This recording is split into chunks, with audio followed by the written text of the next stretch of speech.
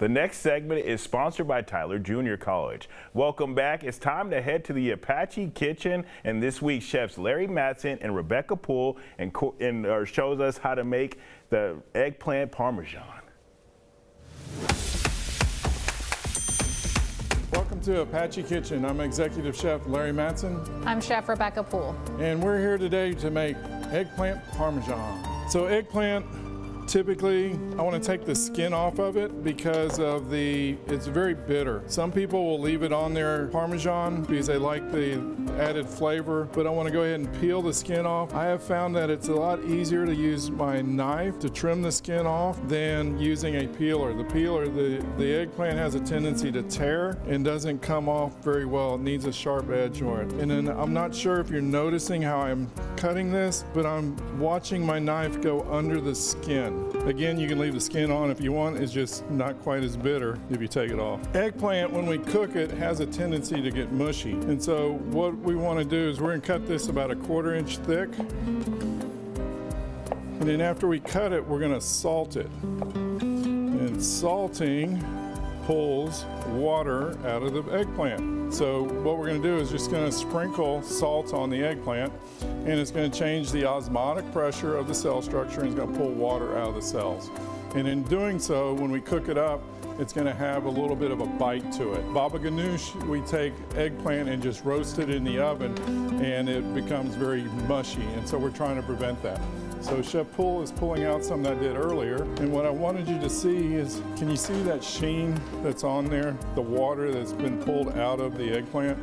That's what the purpose of salting it is. And so what I'm going to do next is kind of wipe off the excess moisture, and then we're going to bread this in a standard breading utilizing you can use regular breadcrumbs. I always like Japanese breadcrumbs. So I like the texture of it. And so we're going to bread this up.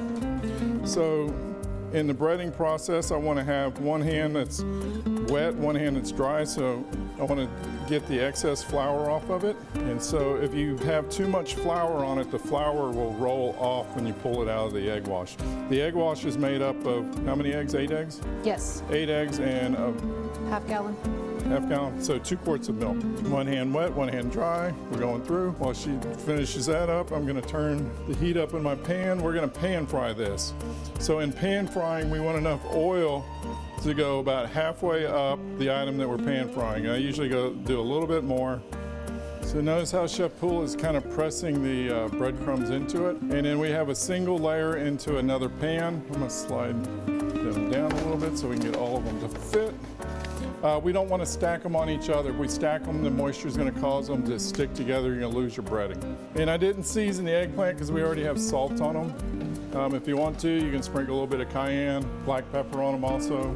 I usually put a little bit of seasoning in the egg wash also. You can also season the flour. I wouldn't season the breadcrumbs because the seasoning would get into our oil. So you want to make sure when you put them in that you just kind of lay it. Don't throw it. If you throw it, you're going to splash oil and you're going to get burned. And if you notice my thumb right now, I did it yesterday doing some salmon, and then so now we're just going to let this fry, and we're going to look for a nice golden color, and then we're going to turn them over. And I'm going to check that first one to see. Still not quite there yet. So we're looking for a nice golden brown color. So I turned it. I'm going to probably turn it again just to get a nice golden color, but it's still continuing. I've got a little bit more oil than we need, so it's continuing to brown on the surface. And we're going to put some tomato sauce on them. Chef Poole asked about putting tomato sauce in the bottom of the pan. I prefer just to put a little bit of tomato sauce on top so that the eggplant stays nice and crunchy. So I've got a ladle, and I'm just ladling a little bit on top. And then we've got a little bit of mozzarella and Parmesan cheese. So I'm going to go ahead and put a little bit of mozzarella first on each one. And I put the mozzarella on first because it has a tendency to melt at a lower temperature than the Parmesan. The Parmesan doesn't really spread out like the mozzarella does. It'll melt, but it kind of retains its shape. And then we're gonna go, I've got a hot oven. I actually got it about 400 degrees.